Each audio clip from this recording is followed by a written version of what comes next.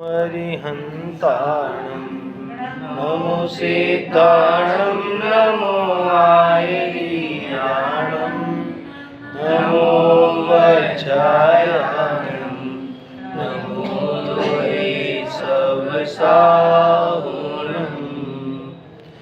मङ्गलं भगवान् वीरो मङ्गलं गौतमो मंगलम कुंद कुंदायो जैन धर्मोस्तु मंगलम सर्वमंगल मांगल्यम सर्वकल्याणकारकम प्रधानम सर्वधर्माणां जैनम जयतु शास्त्रम् जैनम जयतु शास्त्रम् जैनम जयतु शास्त्रम्। तीन भुवन में सार वीतराग विज्ञानता शिव स्वरूप शिवकार नमः योग समारिके।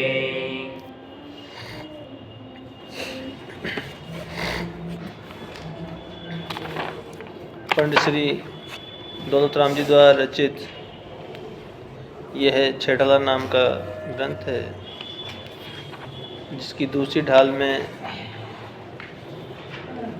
संसारी जीवों के संसार में परिवर्तन का कारण पंडित जी बता रहे हैं। इस प्रसंग में मिथ्यात्व को ही मूल कारण बताते हुए दो प्रकार के मिथ्यात्व की चर्चा चल रही है, अग्रहित मिथ्यात्व और ग्रहित मिथ्यात्व। तो कल कौन सा मिथ्यात्व पूरा हो गया? अग्रहित वाला। अग्रहित मिथ्या दर्शन, अग्रहित मिथ्या ज्ञान, अग्रहित मिथ्या चारित्र, इनकी चर्चा कल तक पूरी हो गई है। अब आगे ग्रहित मिथ्या दर्शन का लक्षण चलेगा। छंद नंबर 9, पेज नंबर 30। चंद तो पढ़ो। जो कुगुरु कुदेव कुधर्म से कोशे चिर दर्शन मोहे अंतर रागा दिक धरे जे बाहर धन अंबर ते सने धारे कुलिंग लहि महत भाव ते कुगुरु जन्म जल उपल नाव जो राग द्वेष मल कर मलीन वनिता गदादि जुत चिन्ह चीन ते हैं कुदेव तिन की जो सेव छठ करत न तिन भव भ्रमण छेव। चलो, मिथ्या भी चल ही रहा है वैसे ना। हाँ, रागादि भाव हिंसा समेत दर्भित त्रस थावर मरण थे जे क्रिया तिने जानहु कुधर्म तिन सरधे जीव लहे अशर्म या कुग्रहित मिथ्यात्व जान अब सुन ग्रहित जो है अज्ञान। यहाँ तक उन्होंने क्या है कि मिथ्यात्व में ग्रहित मिथ्या दर्शन को लिया और उसमें कुगुरु कुदेव कुधर्म तीनों के श्रद्धान का निषेध किया है या वर्णन किया है। तो देखो, पहले छंद में जो नवा छंद है वहाँ ग्रहित मिथ्या दर्शन का स्वरूप बताया और साथ में लक्षण शुरू किया कुगुरु का। कुगुरु से शुरुआत करी, 10वें में कुदेव की बात आ गई और 11वें में कुधर्म की बात आ गई और फिर सब सारा निष्कर्ष बता के कहा कि ये 12वें छंद में कि ये ग्रहित मिथ्या दर्शन है।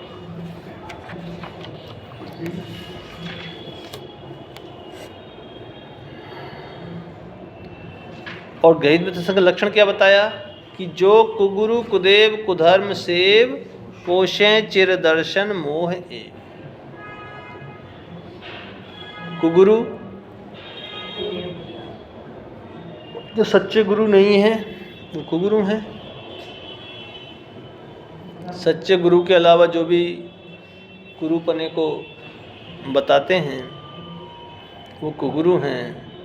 सच्चे देव के अलावा जो देवत्व मानते हैं, अन्य में देवत्व मानना, वो कुदेव हैं। और कुधर्म वीतरागी धर्म के अलावा अन्य धर्म कुधर्म।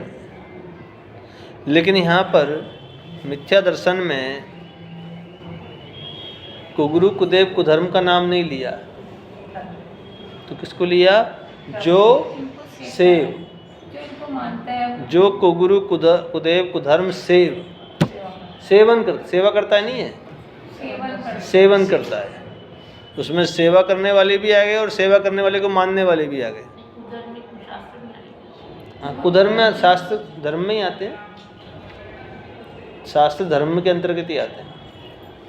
बिल्कुल, अपने धर्म वीतरागी धर्म के अलावा सभी धर्म, ये कहा ना, तो कुशास्त्र भी उसी में आ गए। कुगुरु कुदेव कुधर्म सेव, जो कुगुरु कुधर्म सेव, कि जो भी मनुष्य, जो भी व्यक्ति कुगुरु कुदेव कुधर्म की का सेवन करते हैं। सेवन करना मतलब अपनाना, मानना, किसी भी रूप में माने। इसमें एक चीज़ और जोड़ लेना, कृतकार्य तन्मोदना वाला। श्रद्धा नहीं है, सेवन का मतलब किसी भी रूप में अपनाना। सेवन करना जो शब्द है ना, हाँ, नीचे सेवा अर्थ में सेवा करता लिखा है, पर सेवन करता अर्थ लगाएं। सेवा करता भी वही बात है, सेवा करता है या सेवा नहीं करे माने, वो तो उनको अच्छा मानना, ये सेवन करना हो गया ना। पोषे चिर दर्शन मोह है, वो दर्शन मोह का पोषण करते हैं। कुगुरु कुदेव कुधर्म का सेवन करना दर्शन मोह का सेवन करना है। लेकिन कैसा? चिरकाल तक। चिरकाल कहते हैं बहुत लंबे समय तक। अति दीर्घकाल लिखा है ना हिंदी में, अति दीर्घकाल तक मिथ्या दर्शन का ही पोषण करता है, पोषता है। समझ में आ गया? ये गृहीत मिथ्या दर्शन का लक्षण है। ये एक लाइन में आ गया है, ग्रहण किया। अब गृहीत क्यों हुआ? क्योंकि इस भव में नया ग्रहण किया, पिछले भव से नहीं आया। ये कुगुरु को मानना, कुदेव को मानना, कुधर्म को मानना, ये पिछले भव से नहीं आया। वहाँ से तो केवल अनादिकालीन मिथ्यात्व तो लेकर के आया था, अग्रहित वाला मिथ्यात्व तो लेकर आया था। यानी अपने जीव अजीव संबंधी भूल, भेद विज्ञान का अभाव लेकर के आया था। लेकिन यहाँ पर इस भव में आकर के कुगुरु कुदेव कुधर्म को मानने का एक नया काम किया, इसलिए ये गृहीत हो गया। और मिथ्यात्व है क्योंकि उल्टी श्रद्धा है।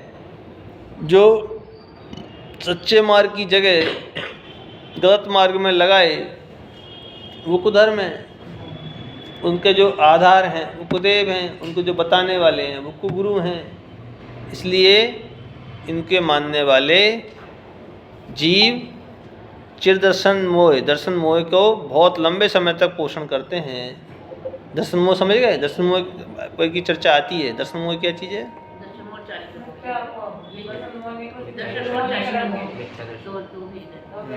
दर्शन मोह किसके भेद हैं? दर्शन के प्रति मोह, मिथ्या दर्शन को बोलेंगे तो दर्शन मोह। दो भेद किसके हैं? मोहिनी कर्म के। चारित्र मोह के दो भेद हैं।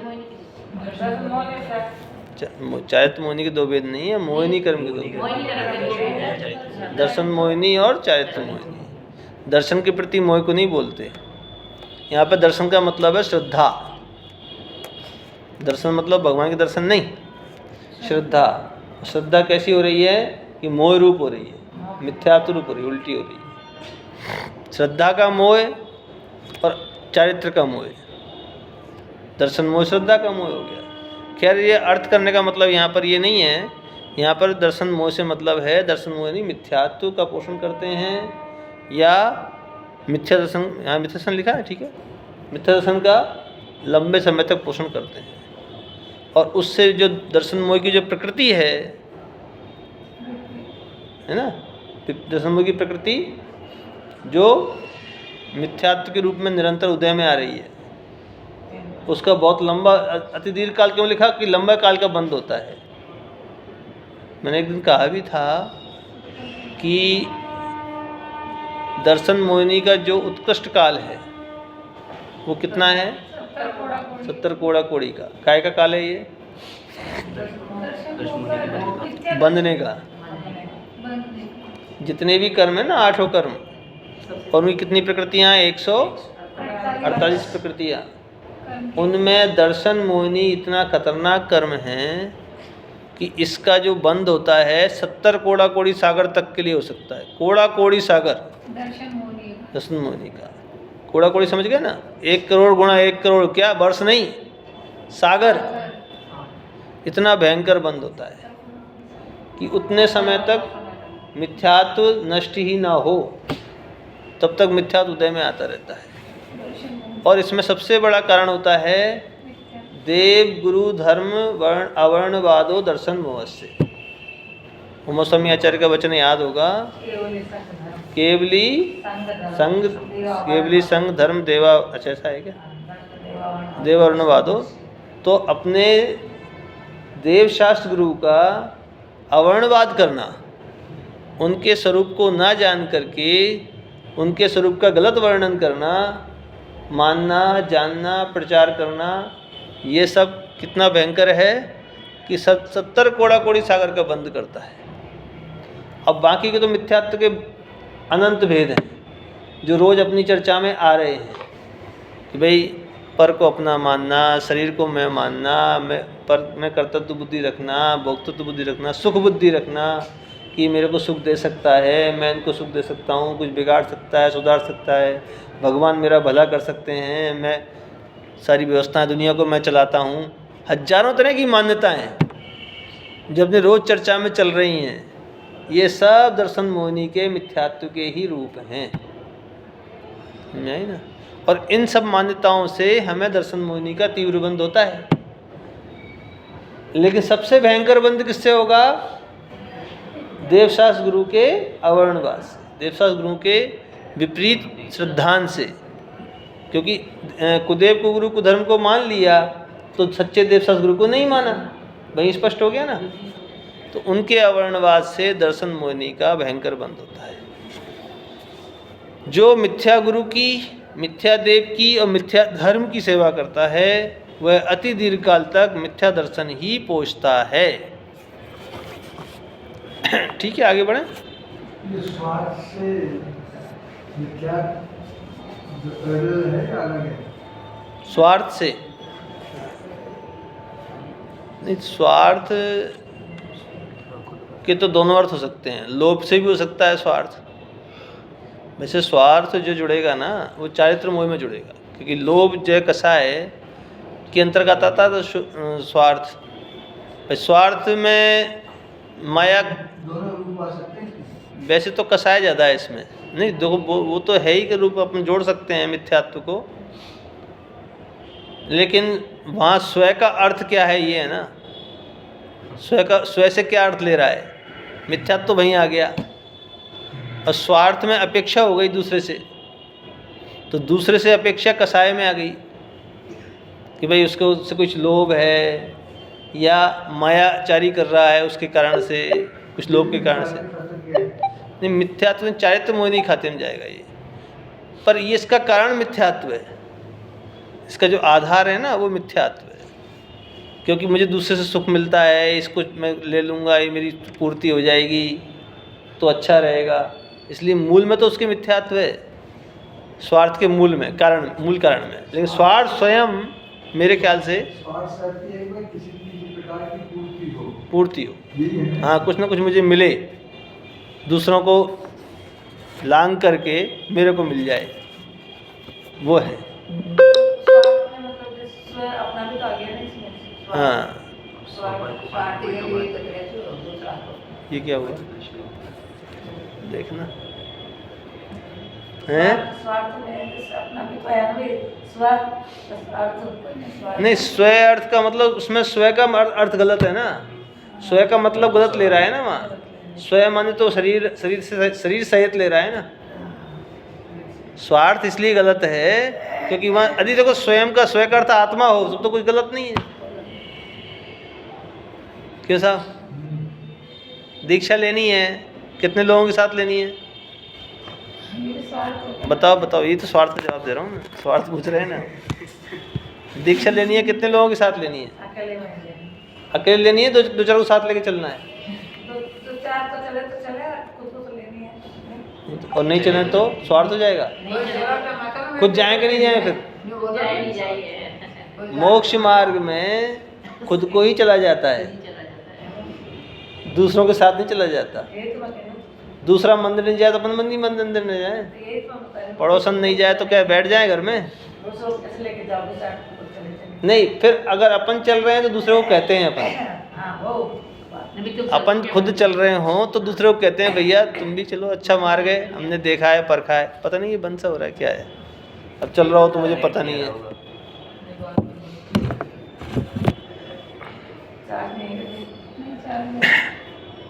समझ में आ रही है ना बात? तो मोक्ष मार्ग में क्योंकि वहाँ स्वय का अर्थ, स्वय का मतलब कुछ और है। वहाँ स्वय का मतलब है स्वयं की आत्मा, और उसका अर्थ में मतलब है कल्याण, स्वयं का कल्याण करने का वहाँ भाव है।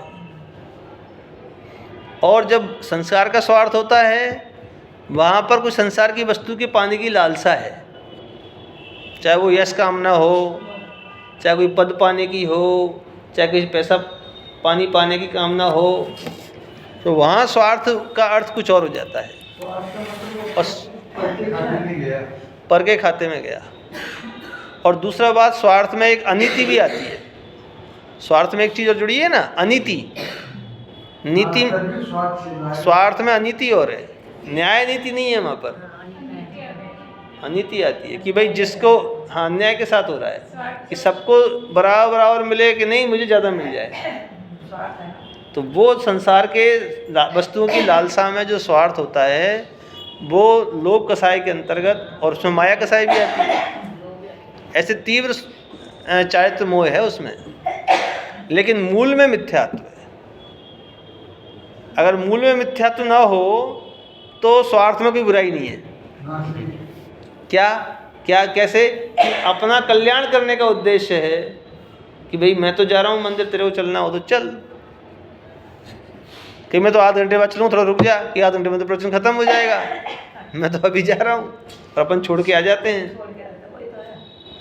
क्यों? क्योंकि वहाँ पर लक्ष्य अपना अच्छा है।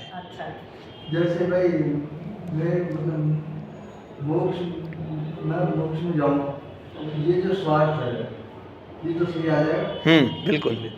अपने कल्याण के लिए जो मार्ग, आत्मित का जो मार्ग है, क्योंकि वहाँ स्वय का अर्थ आत्मा हो गया। जहाँ स्वय का अर्थ ही गलत है तो वहाँ वो अर्थ का अर्थ भी गलत हो जाएगा। स्वय का मतलब हो गया पर के साथ मिला हुआ, देयादिक के साथ मिला हुआ मैं, और अर्थ का मतलब हो गया धनादिक वस्तु, कोई भी धन, पद, संपत्ति, प्रतिष्ठा, यश कामना, ऐसी कोई वस्तु हो सकती है वो अर्थ में। तो स्वय और अर्थ में ये चक्कर है। और यहाँ पर स्वय, यहाँ पे अर्थ क्या है? अर्थ है कल्याण यहाँ पर धर्म के मार्ग में। और स्वय क्या है? स्वय स्वयं की आत्मा। तो पहले तो स्वयं का कल्याण करें तभी दूसरों को कर सकते हैं। मोक्ष मार्ग में किसी को साथ लेकर नहीं चला जाता साहब, अकेले ही चला जाता है। वैरागी तो अकेले तो आएगा, दूसरे के साथ नहीं आएगा। दूसरे को आया तो बहुत बढ़िया है, और नहीं आया तो फिर अपना तो कल्याण करेंगे नहीं करें, बात ही है ना। भाई दूसरा नहीं बैठ रहा स्वाध्याय में तो खुद तो बैठे। अपन तो अपना स्वाध्याय करें, दूसरा नहीं कर रहा पूजा तो अपन तो करें। दूसरे को क्या तो भाई चल रहा है क्या, चल रहा है क्या, कर रहा है क्या, नहीं करता तो ठीक है तेरी मर्जी, हम मैं मेरा तो करूँ। तो अपन भी मंदिर यदि ना जाएं दूसरे को देख करके तो वो तो गलत हो जाएगा ना। तो ऐसे स्वार्थ में बुराई नहीं है। और जैन धर्म तो वैसे ही बहुत स्वार्थी है, पहले खुद का कल्याण करो, अपना लोटा छानो। यदि स्वयं का कल्याण नहीं कर सकते तो फिर दूसरों का कल्याण करोगे कैसे? जब आप स्वयं सही मार्ग पर नहीं हो तो दूसरे को सही मार्ग पर लेके कैसे जाओगे? इसलिए स्वयं का कल्याण करने के पश्चात या करते हुए ही दूसरे का करो तो उचित है।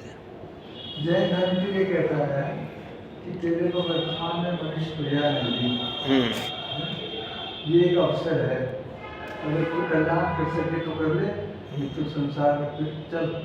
संसार तो उस पर चलना ही है, लंबा संसार है फिर।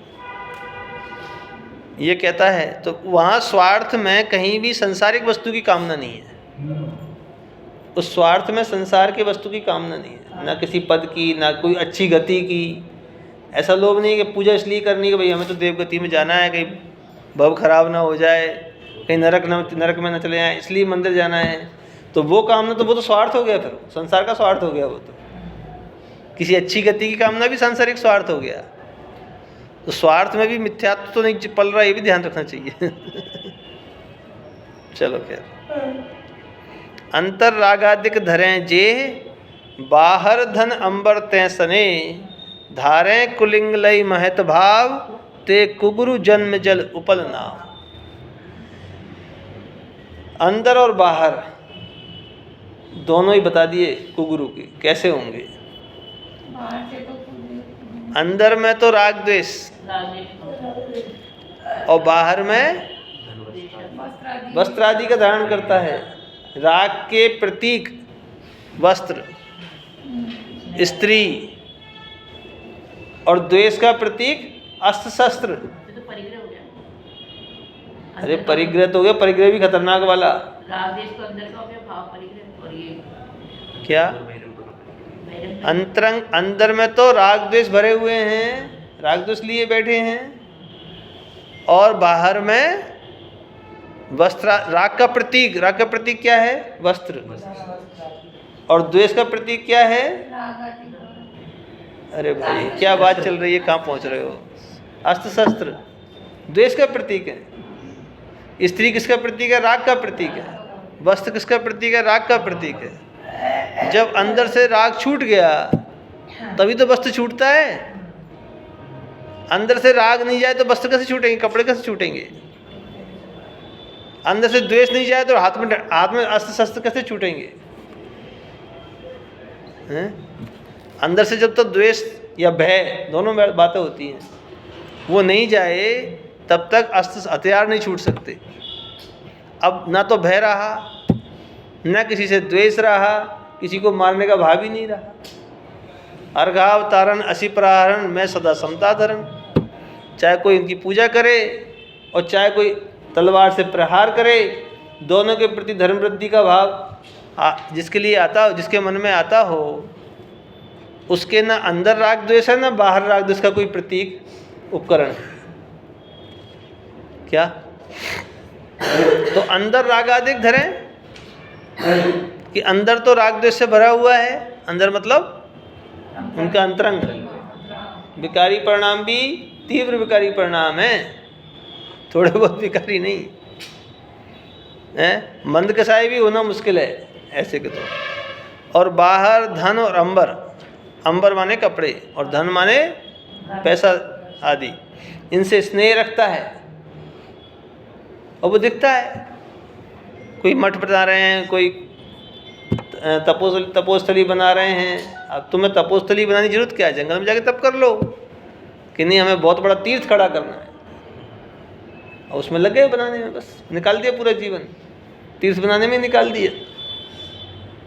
कई लोग मंदिर बनाने में पूरा जीवन निकाल देते हैं। अरे तुम्हें खुद का कल्याण करना था कि मंदिर बनाने थे? किस लिए आए थे, क्या करने लगे? सबको छोड़ करके। और उसके चक्कर में देखो मंदिर बनाएंगे तो फिर धन आदि की व्यवस्था करनी पड़ेगी, तो फिर उसमें जुट जाते हैं। हाँ भाई लगाओ, श्रेष्ठी लोगों पैसे लगाओ, बड़ी बड़ी ऊंची ऊंची बोलियां लगाओ। तो लग जाता है ना जीव। जिनका त्याग करके चलते हैं उन्हीं में उलझ जाते हैं। और कपड़े भी फिर ऐसे ऐसे पहनते हैं जो आम आदमी के बस के नहीं। अभी एक भयंकर वाली शादी हुई थी ना जयपुर में, राजा महाराजा को पीछे छोड़ दिया। धन अंबर ते सने, जयपुर में ही हुई थी, अभी 7 दिन पहले की बात है।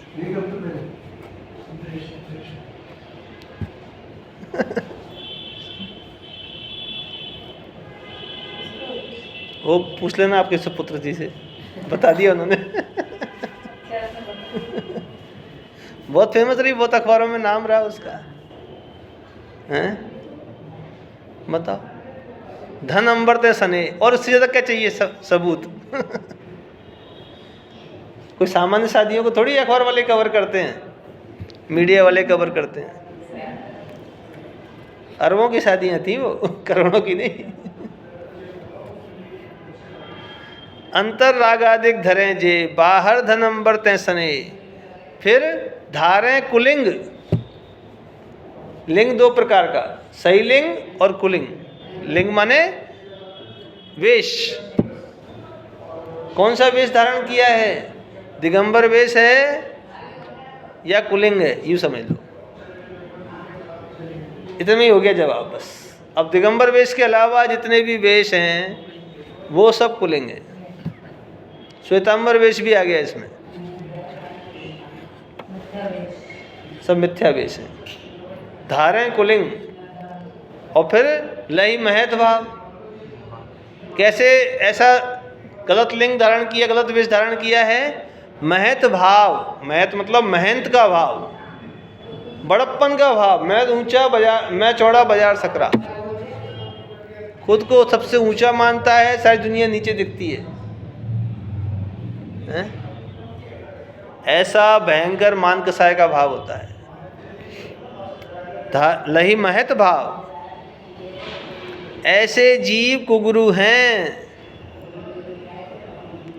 जो कहते तो ये हैं कि हम संसार सागर को पार कर देंगे, जन्म मरण रूपी जो समुद्र है, समुद्र जल लिखा ना, जन्म जल, तो जन्म जल मतलब जन्म मरण दोनों आ गए, और जल माने सागर, समुद्र। अब यहाँ पे जल कह दिया। पानी को किससे पार किया था? नाव से किया जाता है ना सब पानी को पार, बहुत सारा पानी हो। अभी तो लवण समुद्र से भी भयंकर है ये समुद्र, तो कौन सा वाला? जन्म जल। संसार का जो सागर है, जन्म मरण का जो समुद्र है, वो सारे समुद्रों से, शंभु रमण समुद्र से भी बड़ा है। लवण समुद्र का ही नाम क्यों लें? सबसे बड़ा समुद्र का नाम क्या है? सबसे बड़ा समुद्र का नाम शंभु समुद्र ही है ना, सबसे बड़े समुद्र का नाम। हाँ, और तुम्हारे हिसाब से पैसिफिक ओशन? नहीं पता, नहीं पढ़ा? पैसिफिक ही पढ़ा होगा ना। पैसिफिक ओशन तो लवण समुद्र का एक बहुत छोटा सा हिस्सा है, प्रशांत महासागर। ये बच्चों को पढ़ाते हैं, लवण समुद्र का बहुत छोटा सा पार्ट है। ऐसे कई लवण समुद्र समा जाएं, इतना भयंकर है स्वयंभू रमण समुद्र। अनंत योजन बड़ा, अनंत तो नहीं, असंख्य योजन बड़ा, असंख्य योजन का है।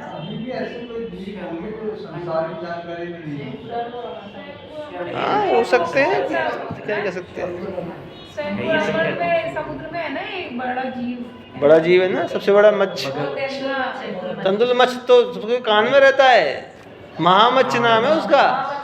इसलिए तो आप क्वेश्चन आंसर सही नहीं कर पाते पहेली वाले उसमें। क्या महामच्छ? महामच्छ बोलते हैं उसको। वो त्रिंच का सबसे बड़ा जीव है, त्रिंच गति का आकार। सबसे बड़ा जीव। जैसे, और तुम्हारे हिसाब से क्या है सबसे बड़ा जीव? ब्लू व्हेल है। साइंस के हिसाब से ब्लू व्हेल है, उसका नाम महामच्छ है। ब्लू व्हेल है साइंस के हिसाब से, जो बड़े बड़े समुद्रों में, गहरे समुद्रों में रहती है। और जैन दर्शन के हिसाब से मछली है ना। और वो क्या है? मगरमच्छ। महामच्छ जो है मगरमच्छ है, उसका नाम है महामच्छ। उसके कान में एक और मच्छ रहता है, मगरमच्छ रहता है। तंदुल, तेंदुल नहीं, तंदुल। तंदुल, तंदुल क्यों? तंदुल किसे बोलते हैं? चावल को। चावल को वो चावल के आकार का है, इतना छोटा है। अब वो चावल कितना बड़ा है, किस जगह के चावल है, पता नहीं अपन को क्योंकि चावल जगह जगह के साथ छोटा बड़ा हो सकता है ना। वो उसके कान में रहता है। और वो महामच्छ के बहुत मुंह खुला रहता है, ऐसे मुंह खोल के पड़ा रहता है। देखा नहीं है मगरमच्छ मुंह खोल के पड़े रहते हैं। तो कई मछलियाँ उसके मुंह में आ रही हैं, जा रही हैं। अब वो परेशान होता है, वो कान में बैठा बैठा, ये अजीब पागल है, मुंह खोल के बैठा है, खा ही नहीं रहा, इतनी मछलियाँ आ रही हैं। मैं होता तो सारी मछलियाँ खा जाता। ये तो भयंकर सोच विचारों से तो होता है, भावों से तो पाप होता है। करने से पाप नहीं होता, भावों से हो जाता है। इसको बिल्कुल मसल डालूं, मेरा बस चले तो मार डालूं। तूने तो मार डाला, हो गया तेरा काम। तो जो पाप होना था वो तेरे परिणाम में हो गया। ऐसे वो पाप करता था, साथ में रख जाता है नियम से। महामच्छ नहीं जाता साथ में रख, और वो साथ में रख जाता है। भाव की तो मारने से नहीं जाता, भाव करने, मारने के भाव से पाप होता है। कितना बड़ा उदाहरण है भाव का ये। तो सबसे बड़ा समुद्र, अब आप बात पे आ जाओ अपनी पे, घूम लिए अपन। सबसे बड़ा समुद्र कौन सा था? नहीं, जन्म जल, उससे भी बड़ा है। संसार का सागर, ये जन्म मरण का समुद्र उससे भी अनंत गुणा बड़ा है। भव समुद्र कह लो, संसार सागर कह लो, और यहाँ पे कहा उसको जन्म जल।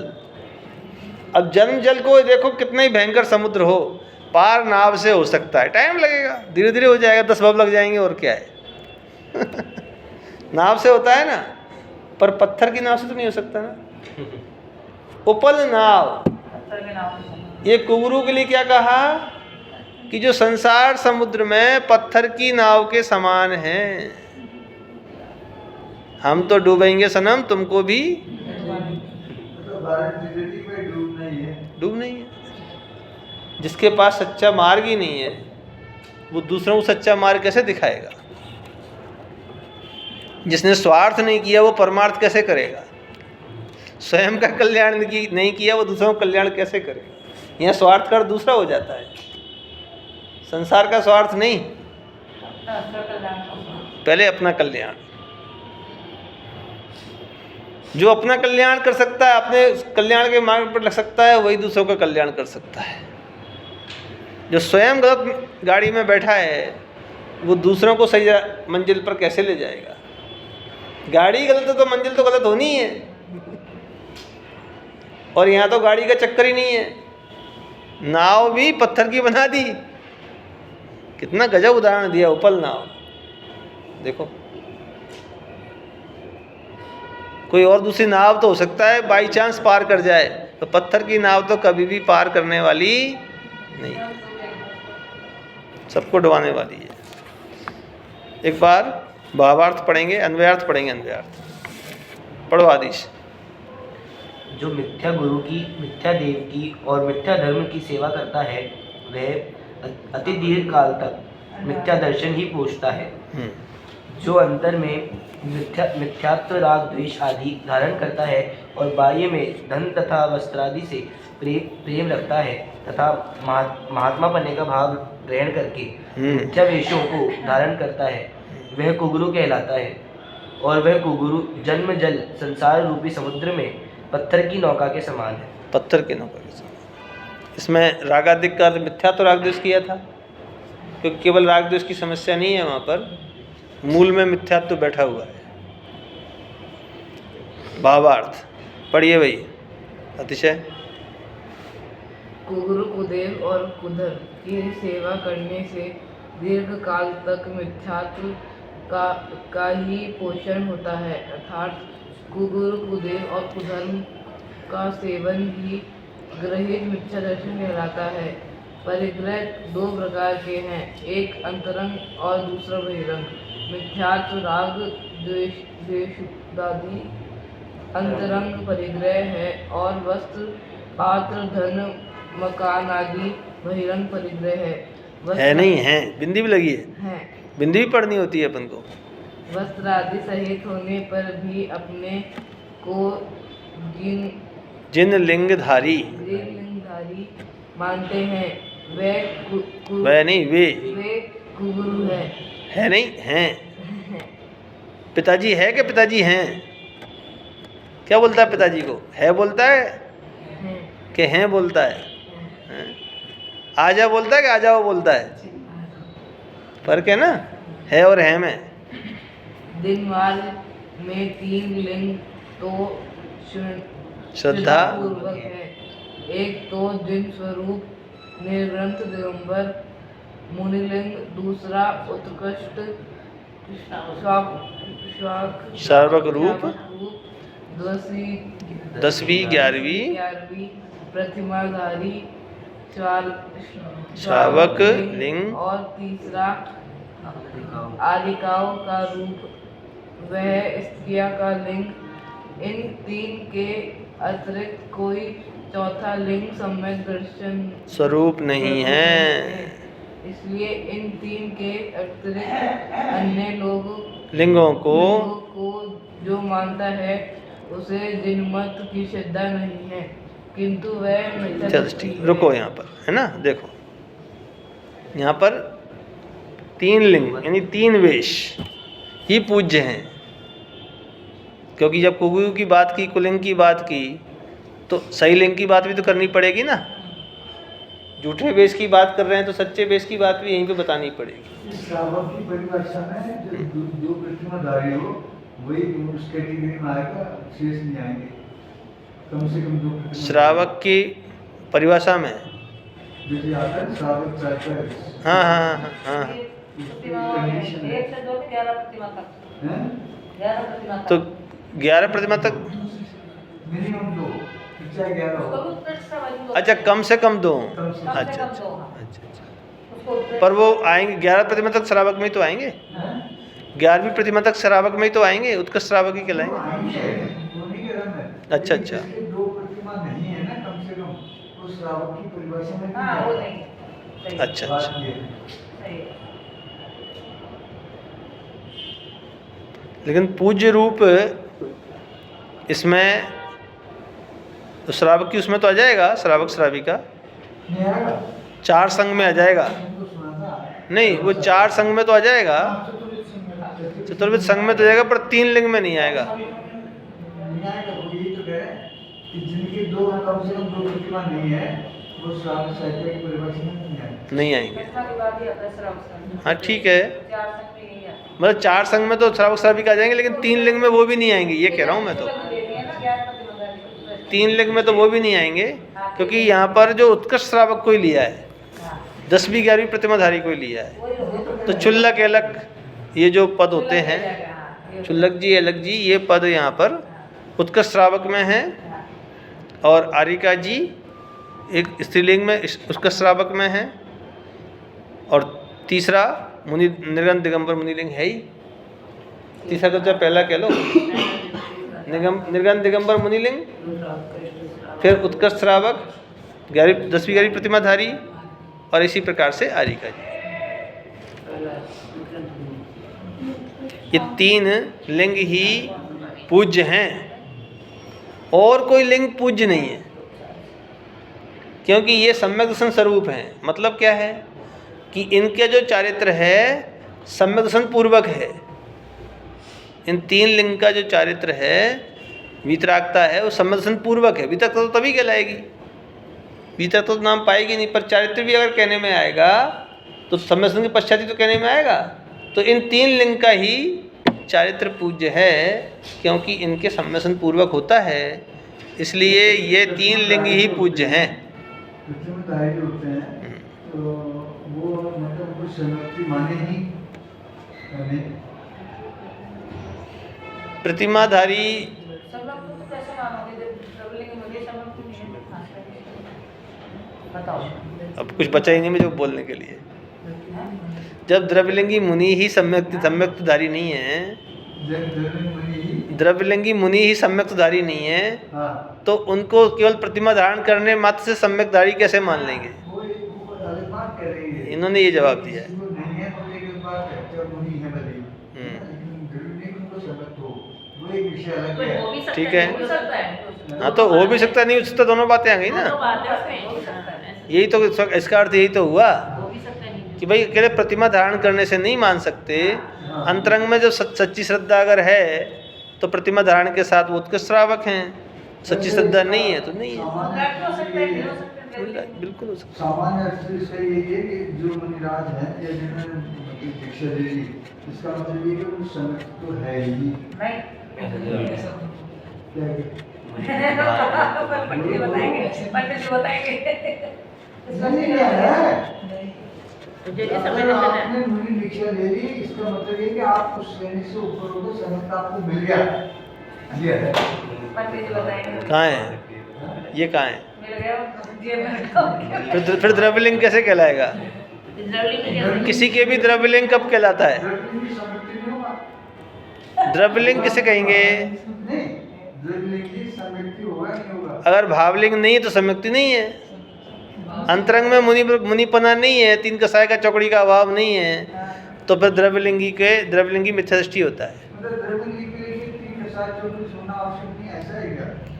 ऐसा नहीं है। द्रव्यलिंग तो बाह्य रूप हो गया हाँ। और भावलिंग अंतरंग का रूप हो गया। अब बाहर में तो रूप धारण कर लिया और अंतरंग में कसायों का अभाव नहीं हुआ, मिथ्यात्व का नाश नहीं हुआ, तो वो केवल मन कसाय रूप प्रवर्तन कर रहा है, मान लो कोई, वो मुनि तो हैं। तो वो द्रव्यलिंगी मुनि कहलाएंगे। द्रव्यलिंगी मुनि कहेंगे वो हाँ, यही स्वरूप है। है ही नहीं भावलिंगी मुनि। जब तक अंदर में सम्यक तो नहीं, अंदर में तीन कसाय चौकड़ी का अभाव नहीं है, तब तक वो सच्चे मुनि कहने में नहीं आएंगे। तो वो चौथे क्योंकि गुणस्थान भावलिंगी नहीं है। भावलिंगी नहीं। ये है।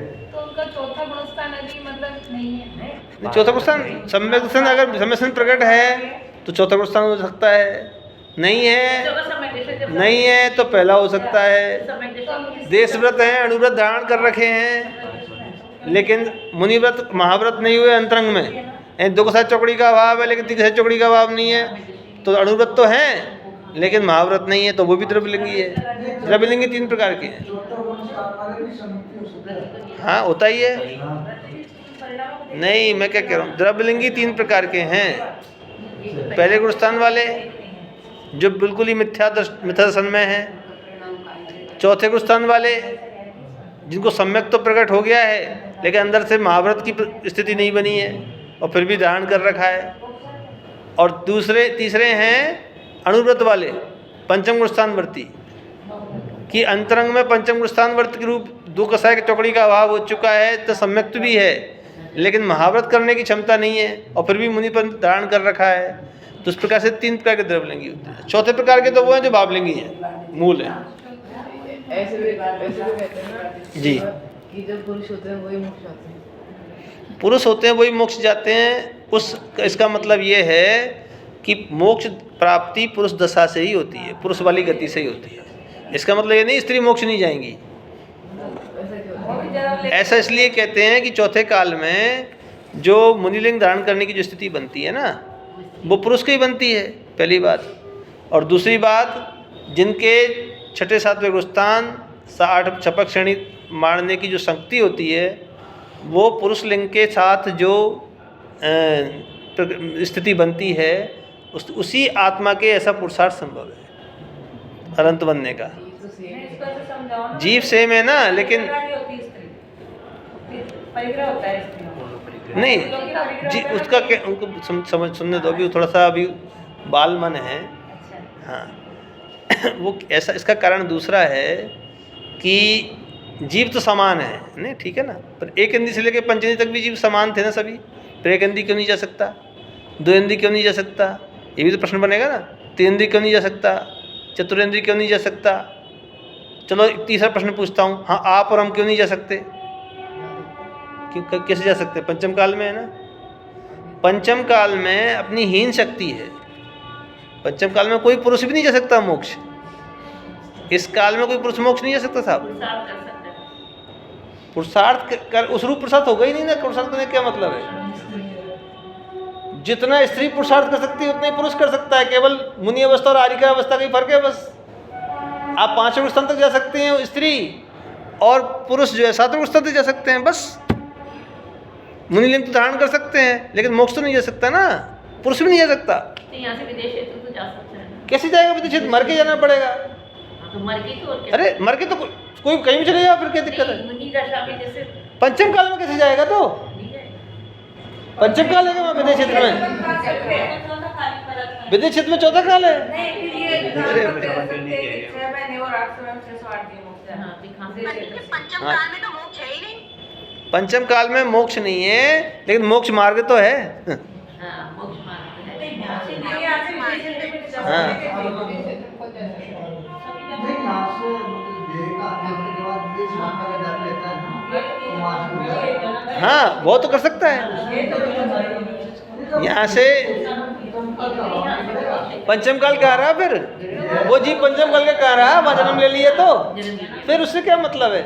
सुबह मतलब इतना पुरुषार्थ करके यहाँ से विदेश क्षेत्र में जा सकते हैं। अरे विदेश क्षेत्र का पुरुषार्थ नहीं करना है भाई। इस काल में तो पुरुषार्थ होगा ही नहीं। विदेश क्षेत्र जाने का कौन सा पुरुषार्थ होता है? चलो बताओ मेरे को।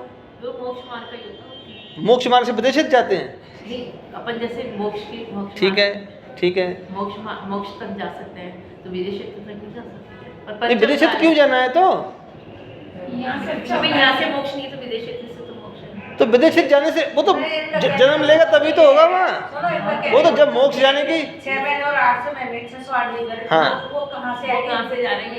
इनका कहने का मतलब। वो 5 विदेश क्षेत्रों से जा रहे हैं, ये बात सही है। हाँ। 5 विदेश क्षेत्र से जा रहे हैं, लेकिन आपको मोक्ष जाना है तो उसमें विदेश जाने की जरूरत नहीं है। आपको सम्मोहन प्राप्त करना है बस। जब आपका काल पकेगा तो जहाँ आपका योग्यता होगी ना, वहीं विदेश क्षेत्र बन जाएगा। ये 5 व्रत 5 ऐरावत में नहीं बनता क्या? अब समझ में आएगी। अभी चलो जैसे से अगली गति में देव गति में चले गए तो चले जाओगे मोक्ष। बस वही बात है। अभी तो इस परिवार में सम्मिलित हो जाए ना, यही सबसे बड़ा ये सबसे बड़ा पुरुषार्थ है। पुरुषार्थ है। मेन काम है सम्यक प्राप्त करना। हाँ, ये द्वार है। देखो मुझे एक बात बताओ, बिना दरवाजे के किसी बिल्डिंग में जा घुस सकते हो क्या? और हम बात कर रहे हैं अंदर वाले कमरों की, दरवाजा देखा ही नहीं है। इसलिए स्थान की तरफ मत देखो कि विदेश क्षेत्र कैसे जाऊंगा मैं। विदेश क्षेत्र नहीं जाना अपन को। विदेश क्षेत्र जाने का पुरुषार्थ करना तो मिथ्यात्व का पुरुषार्थ है। विदेश क्षेत्र से मोक्ष होता है ऐसा मानना महामिथ्यात्व है। विदेश क्षेत्र से मोक्ष नहीं होता है। मोक्ष अपने अंतरंग के पुरुषार्थ से होता है। क्षेत्र से थोड़ी पुरुषार्थ होता है। क्षेत्र से मोक्ष होता है क्या? द्रव्य क्षेत्र काल भाव से नहीं होता है। वहाँ से वहाँ इस समय 14 काल बरत रहा है, इसलिए वहाँ जो पुरुषार्थी जीव अपने आप ही वहाँ जन्म लेगा। जो तद्भव मोक्षगामी होगा जो उसमें जन्म लेगा, अपने आप ही ऐसे स्थान बनेगा। आपको चक्रवर्ती बनना होगा ना, तो आपके लिए भरत यही जगह चक्रवर्ती वाली स्थान बन जाएगा। आप तो पुरुषार्थ उस रूप में करिए भगवान बनने का। विदेश क्षेत्र की चिंता मत करो आप। नहीं, आप पुरुषार्थ से मतलब क्या लेते हो? वही सम्यक जैसे सम्यक ज्ञान सम्यक चारित्र से ले रहे हैं। सम्यक जैसे सम्यक ज्ञान सम्यक चारित्र से ले रहे हैं पुरुषार्थ। हाँ, और उसमें दरवाजा क्या है? द्वार क्या है? मोक्ष मार्ग का सम्यक दर्शन। इसलिए उस पर अभी बहुत कहने वाले हैं पंडित जी। मोक्ष महल की प्रथम सीढ़ी या बिन ज्ञान चरित्रा, सम्यकता न लहे सो दर्शन, धारो भव्य पवित्रा। सम्यसन पर जोर इतना है। ये सारी जो बात चल रही है, समझा तो मिथ्यात्व को रहे हैं, लेकिन मिथ्यात्व प्रकट करने के लिए समझा रहे हैं। ये सम्यसन प्रकट करने के लिए समझा रहे हैं। लक्ष्य वही है। अच्छा, मैं थोड़ा सा टोकता इसलिए हूँ, आप बुरा मत माना, कहीं हो सकता है कई बार मैं लैंग्वेज गलत बोल देता हूँ। मैं इसलिए टोकता हूँ कि मुझे ऐसा लगता है कि हमारे मन में कुछ गलत मान्यताएं बैठी हुई हैं कि हम विदेश क्षेत्र में चले जाएंगे, अगले भव में वहाँ से मोक्ष ले जाएंगे। ऐसी कोई मान्यता तो नहीं बैठी हुई। ऐसा होने वाला नहीं है कि आप अगले भव में विदेश क्षेत्र चले जाओगे, वहाँ से आप मोक्ष जाओगे। ऐसा होने वाला नहीं है कतई। ये मान्यता अपने दिमाग से निकाल लीजिए। ऐसा करें कि देवव्रत की इच्छा नहीं करें और विदेश क्षेत्र में जाने की इच्छा करें। फिर इच्छा तो मोक्ष की है। फिर वो विदेह क्षेत्र की इच्छा रह जाती है। इच्छा तो मोक्ष की है। भाई उसमें हमारी भावना पूरी विदेह क्षेत्र की हो जाएगी। कई